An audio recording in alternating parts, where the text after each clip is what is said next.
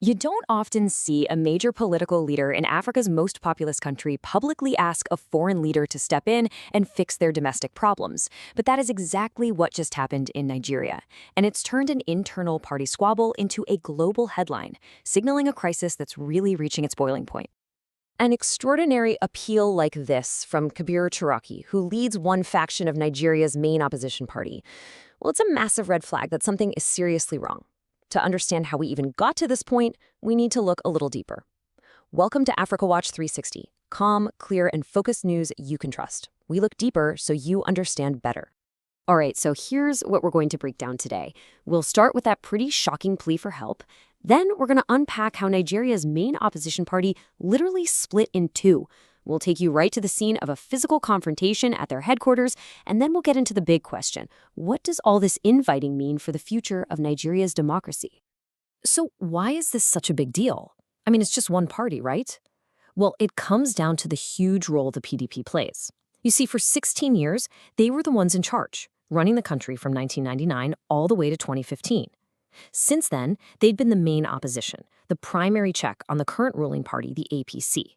For any democracy to be healthy, you need a strong, clear opposition to hold the government accountable. The PDP is supposed to be that force. But right now, that force is torn in two. On one side, you've got the faction led by Kabiru Turaki. He was recently elected national chairman at a big party meeting, so they're saying, hey, we're the legitimate leaders. But on the other side, you have a group backed by Nyesom Wike, who is the Minister of the Federal Capital Territory. Now, here's the twist. Wike, a huge figure in the PDP, is actually serving in the government of the rival APC party. His side argues that the meeting that elected Turaki was totally invalid, saying there were court orders that stopped it from ever happening in the first place. Probably the easiest way to picture this is to think of one big ship with two different captains on the bridge, both screaming that they're in charge. They're both grabbing for the ship's wheel, trying to steer it their own way. And the real danger isn't just about where the ship ends up. It's that their fight could literally tear the whole ship apart, leaving it dead in the water. That ship is the PDP. This showdown didn't just happen overnight. It was a step-by-step escalation. First, you had Wike's controversial move to join the APC cabinet, which caused a lot of friction. In response, the Turaki faction held its convention, not only picking new leaders, but also kicking Wike and his key allies out of the party. That was a direct challenge. And the final move that set them on a collision course, both sides decided to schedule major leadership meetings for the exact same time, on the exact same day, in the exact same building, the party's headquarters. It was practically an invitation for a confrontation. You know, political disagreements are one thing. But what happened next took this whole crisis out of the meeting rooms and onto the front lawn, turning political arguments into real physical chaos. So on that Tuesday morning at Wadata Plaza in Abuja, the stage was set. The Turaki faction was ready to hold its first big meeting. But at the same time, the Wike-backed group showed up with their own supporters, ready to hold their own meetings. This wasn't some simple scheduling mistake. This was a deliberate power play to see who actually controlled the party's home base. Now, according to multiple reports from journalists on the scene, as these two camps came face to face, things got ugly fast.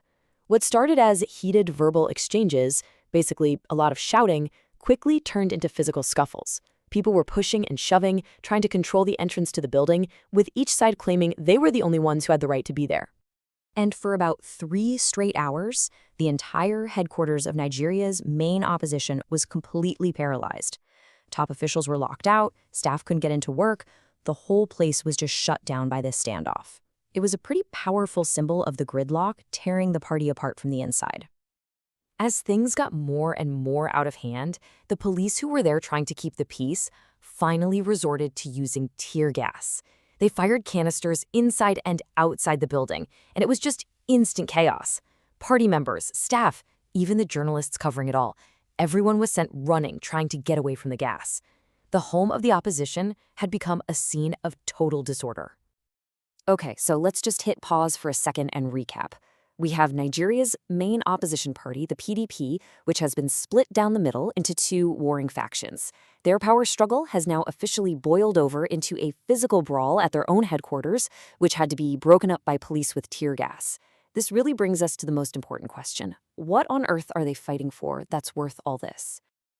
Yeah, this isn't just about bragging rights or fancy titles. The stakes here are incredibly high. We're talking about total control of the party machine. Whoever wins this fight gets the keys to the kingdom. They control the party's money, its entire structure, and most importantly, they get to decide who gets to run in the 2027 general elections. That power, that political legitimacy, that's the real prize. Now, after the dust settled, the accusations started flying. The Turaki faction came out and explicitly alleged that Minister Nyesom Wike led armed thugs to the headquarters to cause trouble. They also alleged that the police connived with Wike's side to disrupt their meeting. It's really important to stress that these are allegations. For its part, the Wike faction is sticking to its guns, saying that the convention that elected Turaki was illegal from the get-go because it violated existing court orders. Their whole argument is that Turaki's leadership has no legal leg to stand on. It might be easy to look at all this and just see it as some internal family drama, a messy fight inside one political group. But the thing is, when a country's main opposition party falls apart like this, the shockwaves are felt across the entire nation. In the short term, what you get is an opposition that can't do its job.